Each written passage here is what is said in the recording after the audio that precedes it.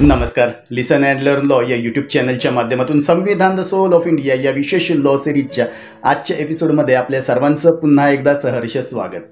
या आधीचे एपिसोड 9, 10 आणि 11 मध्ये आपण विविध निकालांच्या विश्लेषणांसह आर्टिकल 14 सह आर्टिकल 15 समजून घेण्याचा प्रयत्न केलेला आहे. मागील एपिसोडमध्ये आपण आर्टिकल 15 मधील क्लॉज 5 आणि क्लॉज 6 संदर्भात सविस्तरपणे माहिती घेतलेली आहे.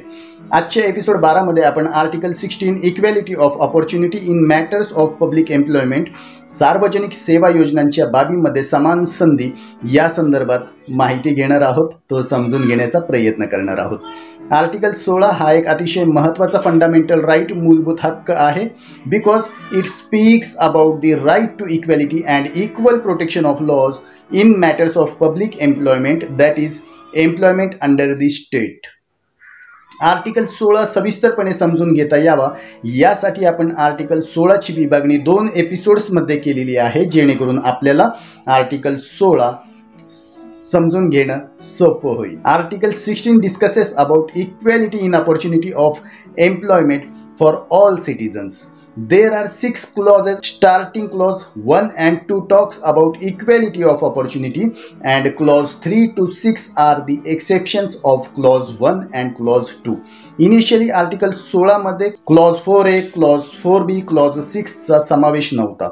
77वी अमेंडमेंट ऍक्ट 1995 अन्वये clause 4A, 81व्या अमेंडमेंट ऍक्ट 2000 द्वारे क्लॉज 4B आणि 103 अमेंडमेंट ऍक्ट 2019 द्वारे क्लॉज 6 चा समावेश आर्टिकल 16 मध्ये करण्यात आला. आज आपण आर्टिकल 16 मधील क्लॉज 1, क्लॉज 2, क्लॉज 3 आणि क्लॉज 4 मध्ये काय सांगितलं गेलं आहे ते समजून घेण्याचा प्रयत्न करणार आहोत. तर उर्वरित clauses clause 4A, clause 4B, clause 5 आणि क्लॉज 6 हे आपण पुढील भागात समजून घेण्याचा प्रयत्न करणार आहोत. आपण एपिसोड 9 मध्ये आर्टिकल 14 समजून घेत असताना त्यामध्ये 2 कन्सेप्ट पाहिलेले आहेत, आठवतंय का? एक इक्वॅलिटी बिफोर लॉ आणि दुसरी इक्वल प्रोटेक्शन ऑफ लॉज. त्यामुळे इक्वॅलिटी बिफोर लॉ म्हणजे कायद्यापुढे सर्वजण समान आहेत आणि इक्वल प्रोटेक्शन ऑफ लॉज याचा अर्थ equal should be treated equally and unequal should not be treated equally. Article 14 हे आर्टिकल 15 आणि आर्टिकल 16चं मॅनिफेस्टेशन आहे. आर्टिकल 16चं वैशिष्ट्य हे आहे की article 16 speaks about the government employment or employment under the state.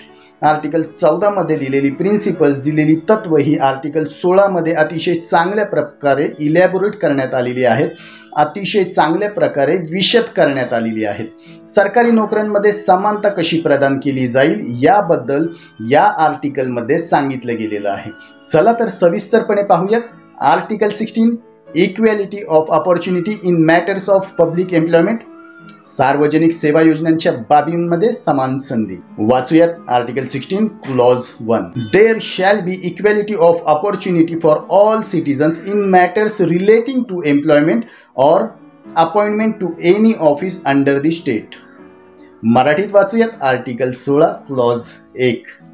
राज्याच्या नियंत्रणाखाली कोणत्याही पदावरील सेवायोजन किंवा नियुक्ती यांसंबंधीच्या बाबींमध्ये सर्व नागरिकांस समान संधी असेल. या क्लॉजमध्ये असं म्हटलं गेलं आहे की भारतातील सर्व नागरिकांना एम्प्लॉयमेंट किंवा अपॉइंटमेंट अंडर द स्टेट म्हणजेच कोणत्याही सरकारी नोकऱ्यांमध्ये किंवा नियुक्त्यांमध्ये समान अधिकार मिळेल, जे इक्वॅलिटी बिफोर लॉ या आर्टिकल 14 मधील कन्सेप्टमध्ये सांगितलं गेलेलं आहे. सर्वात पहिला पॉईंट इथं समजून घेणं महत्त्वाचं आहे की आर्टिकल 16 क्लॉज 1 हा सर्व नागरिकांसाठी लागू आहे. दुसरा इम्पॉर्टंट पॉईंट आहे की the state means and includes government, central or state government, parliament, state legislature and all the authorities and organizations under the control of the government of India. You would remember in article 12 definition we already seen what is state. राज्यामध्ये अंतर्भूत असणारे सर्व governments, central किंवा state, parliament, state legislature आणि all authorities, organisations यांना article 16 clause 1 मधील तरतुदी या लागू असतील. महत्त्वाचं म्हणजे जेव्हा राज्य त्याच्या नियंत्रणाखाली असलेल्या पदांवर नोकरी देण्याचा प्रयत्न करतं तेव्हा राज्याला किंवा सरकारला त्याच्या प्रत्येक नागरिकांना समान संधी प्रदान करावी लागते. आता वाचूयात article 16 clause 2. No citizen shall on ground of religion, race, caste, sex, descent, place of birth, residence or any of them be ineligible for or discriminated against in respect of any employment or office under the state. मराठीमध्ये वाचूयात article 16 clause 2. कोणताही नागरिक केवळ धर्म, वंश, जात, लिंग, कुळ, जन्मस्थान, निवास या किंवा यापैकी कोणत्याही कारणांवरून राज्याच्या नियंत्रणाखालील कोणत्याही सेवा योजन किंवा पद यांच्याकरिता अपात्र असणार नाही अथवा त्यांच्या बाबतीत त्याला प्रतिकूल असा भेदभाव केला जाणार नाही. या क्लॉज 2 मध्ये म्हटलं गेलं आहे की 7 ग्राउंड्स आहेत. Religion, race, caste, sex, descent, place of birth, residence, ज्याच्या आधारावर राज्य कोणत्याही नागरिकांना सरकारी नोकरी किंवा एम्प्लॉयमेंटमध्ये भेदभाव करणार नाही किंवा त्याला इनएलिजिबल अपात्र करणार नाही. इन सिंपल वर्ड्स, राज्याला इथं प्रोहिबिट केलं गेलं आहे, राज्याला इथं प्रतिबंधित केलं गेलं आहे की सरकारी नोकरी देताना धर्म, वंश, जात, लिंग, कुळ, जन्मस्थान, निवास या 7 ग्राउंडच्या या 7 मुद्द्यांच्या आधारे राज्य कोणत्याही नागरिकांशी कधीही भेदभाव करणार नाही. आपण आर्टिकल 15 मध्ये पाहिलं होतं की आर्टिकल 15 मध्ये 5 ग्राउंड्स नमूद केलेले होते. रिलीजन, रेस, कास्ट, सेक्स आणि प्लेस ऑफ बर्थ. परंतु इथं आर्टिकल 16 क्लॉज 2 मध्ये डिसेंट आणि रेसिडेन्स या 2 जास्तीच्या ग्राउंडचा समावेश करण्यात आलेला आहे. आर्टिकल 16 क्लॉज 2 हा केवळ राज्याद्वारे किंवा राज्यांच्या अंतर्गत दिलेल्या एम्प्लॉयमेंट म्हणजेच रोजगारासाठी लागू होतो. हा क्लॉज कोणत्याही परिस्थितीमध्ये प्रायव्हेट ऑर्गनायझेशन्स म्हणजे खाजगी संस्थांना लागू होत नाही. उदाहरणार्थ, जर एखाद्या खाजगी कंपनीला असं वाटत असेल की तिला कोणत्याही प्रकारचं आरक्षण द्यायचं नाही किंवा त्या खाजगी कंपनीला तिच्या कंपनीमध्ये केवळ पर्टिक्युलर एका ग्राउंडच्या आधारावर आरक्षण द्यायचं असेल, जसं की जन्मस्थान किंवा रेसिडेन्स, किंवा त्या कंपनीला एका विशिष्ट धर्माचे लोक हवे असतील तर ती कंपनी तिच्या एम्प्लॉयमेंट पॉलिसीमध्ये अशा रिझर्वेशनसाठी तरतूद करू शकते. अशा प्रकारच्या प्रायव्हेट ऑर्गनायझेशन अशा तरतुदींविरोधात आपण न्यायालयात दाद मागू शकत नाही. जर सरकारने religion, race, caste, sex, descent, place of birth, residence या 7 मुद्द्यांपैकी कोणत्याही कारणास्तव तुमच्याशी भेदभाव केला असेल, तुम्हाला डिस्क्रिमिनेट केलं असेल, तर तुम्ही आर्टिकल 32 अंतर्गत सर्वोच्च न्यायालय आणि आर्टिकल 226 अंतर्गत उच्च न्यायालयात दाद मागू शकता. परंतु जर एखाद्या खाजगी संस्थेने तुमच्याशी असाच भेदभाव केला तर अशी कोणतीही रेमेडी, कोणतीही अशी दाद तुम्हाला मागता येत नाही. सो बेसिकली जेव्हा राज्य सरकारी नोकऱ्या देत असेल तेव्हा आर्टिकल 16 क्लॉज 2 मध्ये दिलेल्या religion, race, caste, sex, descent, place of birth, residence या 7 कारणांपैकी कोणत्याही कारणाच्या आधारावर राज्य कोणत्याही नागरिकाशी भेदभाव करू शकत नाही, नागरिकांना डिस्क्रिमिनेट करू शकत नाही. चला तर लवकर वाचूयात article 16 clause 3. Nothing in this article shall prevent Parliament from making any law prescribed in regard to a class or classes of employment or appointment to office under the government of or any local or any other authority within a state or union territory any requirement as to residence within that state or union territory prior to such employment or appointment. आता मराठीत वाचूया article 16 clause 3.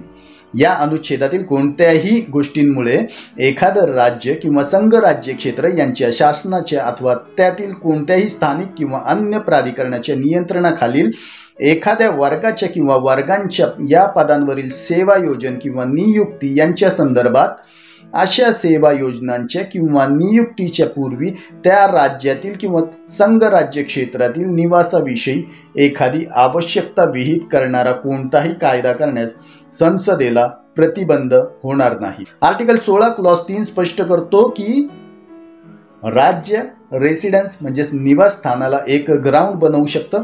याचा अर्थ संसदेला prescribe करण्याचा अधिकार आहे, संसदेला विहित करण्याचा अधिकार आहे की केवळ एखाद्या विशिष्ट प्रदेशामध्ये, एखाद्या राज्यामध्ये किंवा एखाद्या विशिष्ट केंद्रशासित प्रदेशामध्ये राहणाऱ्या नागरिकांना एका पर्टिक्युलर जॉबसाठी, एका विशिष्ट नोकरीसाठी रोजगार मिळेल, एम्प्लॉयमेंट मिळेल।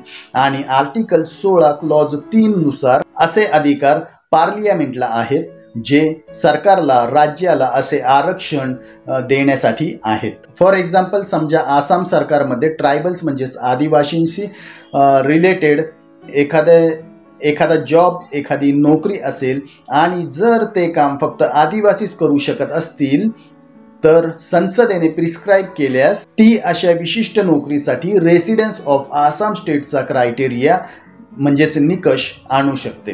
सरकारी नोकऱ्यांमध्ये असे निकष लावण्याचे पॉवर्स कोणाकडे आहेत तर ते पॉवर्स संसदेकडे आहेत, पार्लियामेंटकडे आहेत। त्यामुळे संसद अगदी राज्य सरकारांसाठीही असे क्रायटेरिया, निकष आणू शकते। आता वाचूयात आर्टिकल 16 क्लॉज 4।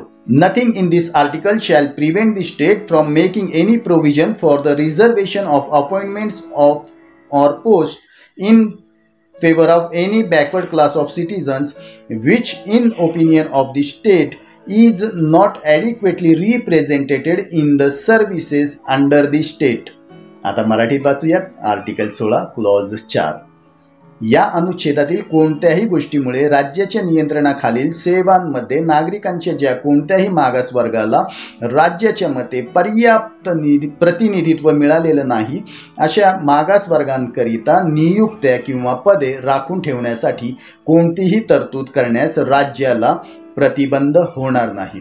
आर्टिकल 16 क्लॉज 4 हा एक अतिशय महत्त्वाचा असा आर्टिकल आहे, बेसिकली ज्याद्वारे मुळात सरकारी जॉब्स आणि एम्प्लॉयमेंटमध्ये आरक्षणाची संकल्पना, आरक्षणाची कॉन्सेप्ट आणली गेली। आर्टिकल 16 क्लॉज 4 स्पष्ट करतो की nothing in this article shall prevent the state from making any provision for the reservation of appointments or post in favour of any backward class of citizens, in favour of any backward class of citizens which in the opinion of the state is not adequately represented in the services under the state। So basically राज्यांकडे असे powers आहेत, असे अधिकार आहेत की राज्य अशा क्लासेससाठी, अशा प्रवर्गांसाठी रिझर्वेशन आणू शकतं which are backward classes of citizens and not adequately represented in the services under state। याचा अर्थ असा, असे प्रवर्ग जे बॅकवर्ड, मागास राहिलेले आहेत आणि जे जॉब्समध्ये, सरकारी जॉब्समध्ये मागास राहिलेले आहेत, जे ॲडिक्वेटली रिप्रेझेंटेड नाहीत, अशा वर्गांसाठी आरक्षण आणलं जाऊ शकतं। This clause is only enabling clause or provision, it does not imply any right or duty, it provides for grounds of positive discrimination or reservation। आपण आर्टिकल 14 मध्ये इक्वॅलिटी बिफोर लॉ आणि इक्वल प्रोटेक्शन ऑफ लॉ म्हणजे काय हे पाहिलेलंच आहे। Equal protection of law हे positive डिस्क्रिमिनेशनचा ground आहे, जो एक पॉझिटिव्ह आस्पेक्ट आहे आणि हे आरक्षण, हे रिझर्वेशन त्याचंच मॅनिफेस्टेशन आहे।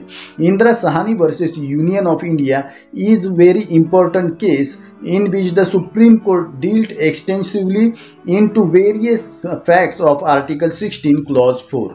इंदिरा सहानी यांच्या प्रकरणामध्ये अनुच्छेद 16 क्लॉज 4 अंतर्गत मागास वर्गांबद्दल असं सांगितलं गेलं आहे की the socially backward class of citizens whose educational and economical backwardness is on the account of their social backwardness।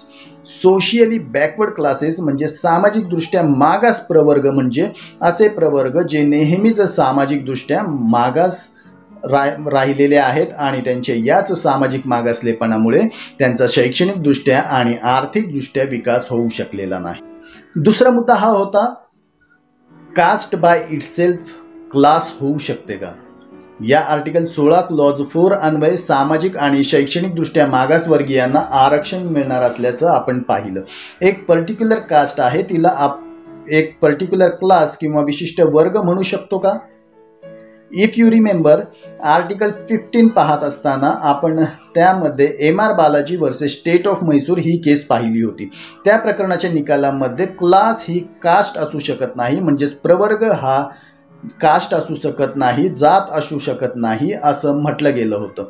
दोन्हीमध्ये फरक आहे, दोन्हीमध्ये डिफरन्स आहे. त्यामध्ये विशिष्ट जातीला ती एक विशिष्ट प्रवर्ग आहे असं म्हणून आरक्षण देता येणार नाही असं सर्वोच्च न्यायालयाने म्हटलेलं होतं. परंतु इंदिरा साहनी प्रकरणामध्ये सर्वोच्च न्यायालयाने यापेक्षा वेगळी भूमिका घेतली आणि सांगितलं की एखादी विशिष्ट जात जी सोशियली बॅकवर्ड क्लास आहे किंवा सामाजिकदृष्ट्या मागासलेली जात आहे, त्यामुळे जर ती मागासवर्गामध्ये मोडत असेल तर त्या आधारावर अशा संपूर्ण जातीला सरकार आरक्षण देऊ शकतं.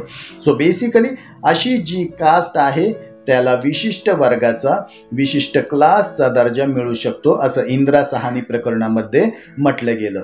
दुसरं म्हणजे या प्रकरणात पुढे असं म्हटलं गेलं की the economic criteria by itself cannot identify a class as a backward unless the such economic backwardness of class is on account of its social backwardness.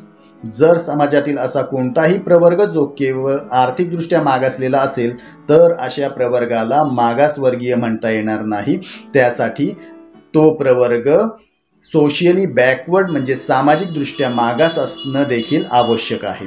या प्रकरणामध्ये आर्थिक निकष इकॉनॉमिक क्रायटेरियाला इथं स्ट्रक डाऊन करण्यात आलेलं होतं, रद्द करण्यात आलेलं होतं. अशा प्रकारे इंदिरा साहनी प्रकरणामध्ये सोशल बॅकवर्डनेस, सामाजिक मागासलेपण हा एक मुख्य निकष असल्याचं सांगितलं गेलं आणि त्याचे अस्तित्व असणं हे असं आरक्षण देण्यासाठी सर्वात महत्त्वाचं आणि आवश्यक असल्याचं म्हटलं गेलं.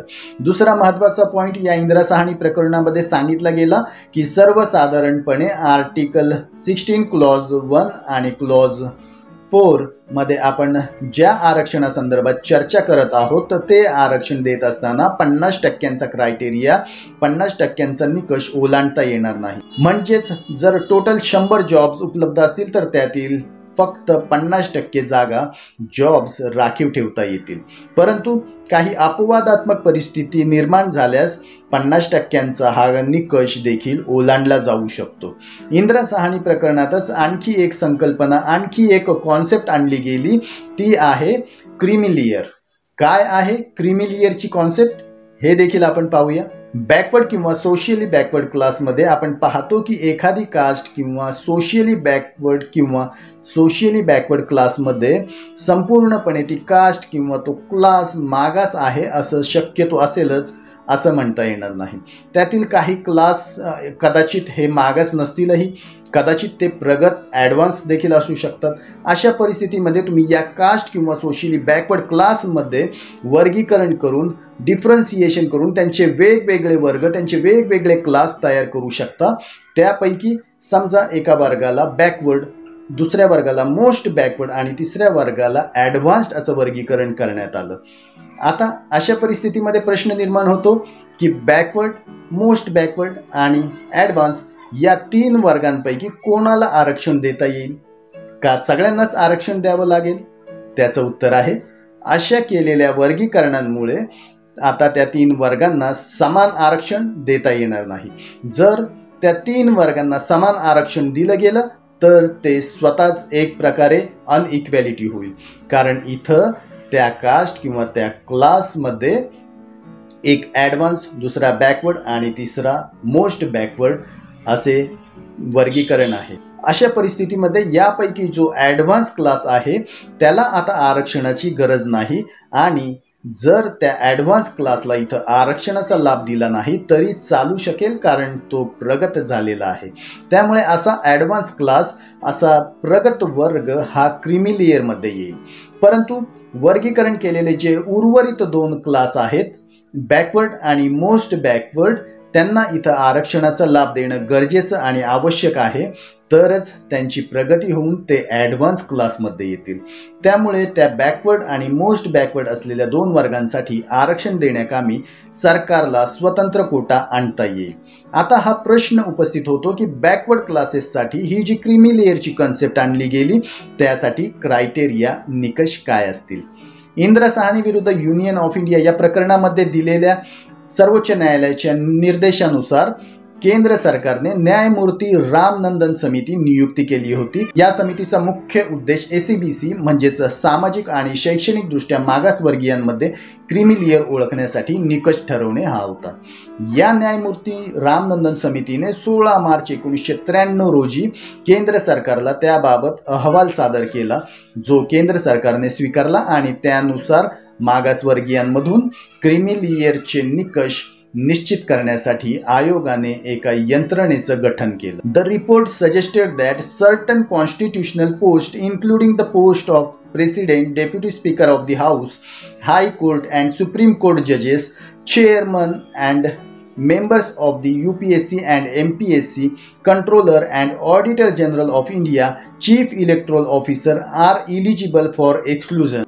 Commissioners, governors, ministers and members of legislature and class 1 officer of state services, armed forces, public sector under paramilitary forces, etc. were included into the exclusion from such reservation. This reservation applies to children whose parents are engaged in trade, industry or professions such as medical, legal professionals, income tax consultants, sports professionals, chartered accountants, engineering, financial management consultant, or are in film actors or film business. अशा प्रकारे न्यायमूर्ती रामनंदन समितीने काही निकष ठरवले, ज्याद्वारे creamy लेयरची संकल्पना स्पष्ट होते। या इंदिरा साहनी प्रकरणानंतर आरक्षणासंदर्भात अनेक डेव्हलपमेंट झाल्या। संसदेने 1995 मध्ये आर्टिकल 16 मध्ये क्लॉज 4A अंतर्भूत करून संविधानातील 77वी घटना दुरुस्ती केली। त्यानंतर पुन्हा 81व्या अमेंडमेंट ॲक्ट 2000 अन्वये क्लॉज 4B आणि 103 अमेंडमेंट ॲक्ट 2019 अन्वये क्लॉज 6चा समावेश आर्टिकल 16 मध्ये करण्यात आला। हे आर्टिकल आपण पुढील एपिसोडमध्ये समजून घेण्याचा प्रयत्न करणार आहोत, तेही अगदी साध्या, सोप्या आणि सरळ भाषेमध्ये। I hope you all understand the first 4 clauses of article 16 of the constitution. Let be ready for watching episode number 13 of the special law series Samvidhan the soul of India. पुढील सर्व एपिसोड पाहण्यासाठी लिसन अँड लर्न लॉ या आमच्या YouTube channel सोबत connect रहा. Like, share and subscribe our YouTube channel Listen and Learn Law. Thank you.